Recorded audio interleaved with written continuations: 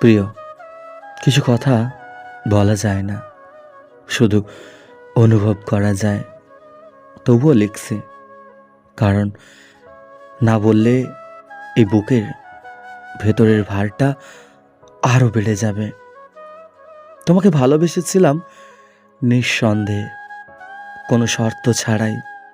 ভাবতাম একদিন হয়তো তুমি বুঝবে, আমার চোখের ভাষা পড়তে শিখবে। কিন্তু ভালোবাসা সবসময় দুই দিক থেকে আসে না। কখনো কখনো এক পাশেই থেমে যায়, ঠিক যেমনটা আমার ক্ষেত্রে হয়েছে। তোমার সাথে কাটানো ছোট্ট ছোট্ট মুহূর্তগুলো এখনো আমার মনে রয়ে গেছে।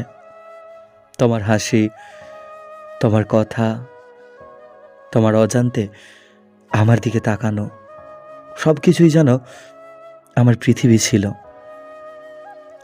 অথচ তুমি জানতেই পারোনি আমি কতটা তোমার হয়ে গিয়েছিলাম।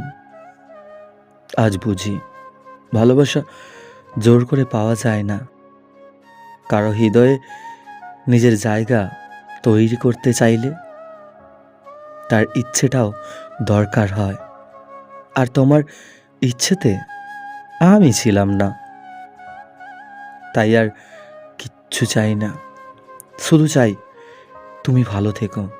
তোমার জীবনে যেন এমন কেউ আসে